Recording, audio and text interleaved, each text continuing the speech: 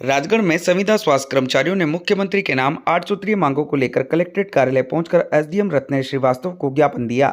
इस दौरान संविदा स्वास्थ्य कर्मचारियों ने विभाग में रिक्त पदों पर 50% पद संविदा से संविलियन किए जाने, पूर्व से दी जा रही ईएल एवं मेडिकल की सुविधा को फिर से शुरू करने, अनुबंध प्रथा को पूरी तरह से समाप्त करने जैसी 8 सूत्रीय मांगों को लेकर ज्ञापन दिया।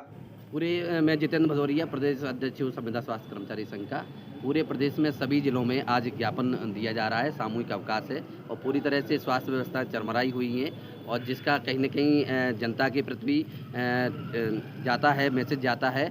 और एमडी मैडम से और समस्त अधिकारियों से मेरा यही निवेदन है कि जो माननीय मुख्यमंत्री जी ने घोषणाएं की थी वो हम लोगों को देना चाहिए, क्योंकि कोरोना काल में भी हम देर रात काम किया है और निश्चित ही तौर में घोषणाओं के बाद हम लोगों को जस्ट उल्टा किया जा रहा है। जैसे पूर्व में सुविधाएं ईएल की दी जा रही थी, परंतु ईएल की सुविधा, मेडिकल की सुविधा, सभी सुविधाएं कम कर दी गई हैं।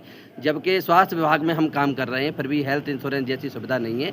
यहाँ तक समान कार्य और समान उसके तहत माननीय मुख्यमंत्री जी ने घोषणा की थी, पर समकक्षता निर्धारित भी सही तरीके से नहीं हुआ है। और इसलिए माननीय मुख्यमंत्री जी से अनुरोध करते हैं कि हम लोगों को अनिश्चितकालीन आंदोलन पर नहीं जाना पड़े, हम लोगों के साथ चर्चा करें और हम लोगों को सौगात दें, नहीं तो पूरे प्रदेश की स्वास्थ्य सेवाएं पूरी तरह से ठप हो जाएंगी, जिसकी जिम्मेदारी शासन प्रशासन की होगी। पूरी तरह से अगर सरकार नहीं मानती है तो यह आंदोलन किसी के नेतृत्व में नहीं है, सिर्फ शोषण के विरुद्ध आंदोलन है।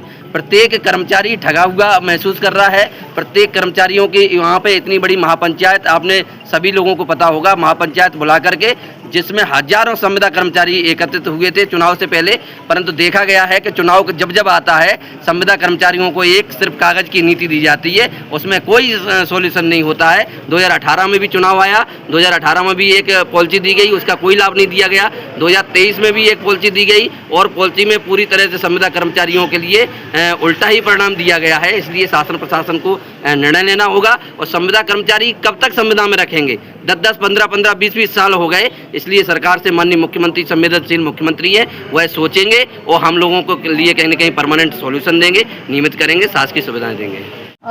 संविदा स्वास्थ्य कर्मचारी संघ जिला राजगढ़ के द्वारा समस्त संविदा कर्मचारियों के नेतृत्व में आज माननीय मुख्यमंत्री के नाम जिला कलेक्टर महोदय को हमने ज्ञापन सौंपा है।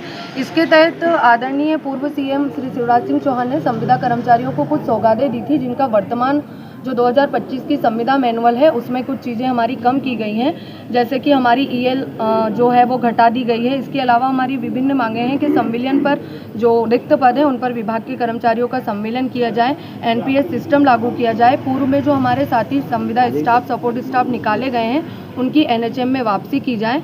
इसके तहत हम चरणबद्ध प्रदेश के आह्वान पर आंदोलन कर रहे हैं। अगर 22 तारीख तक हमारी मांगों को शासन एवं प्रशासन के द्वारा नहीं माना जाता है तो 23 अप्रैल से समस्त राजगढ़ जिले के कर्मचारी अनिश्चितकालीन हड़ताल पर चले जाएंगे, जिसकी समस्त जिम्मेदारी मध्य प्रदेश शासन एवं प्रशासन की होगी।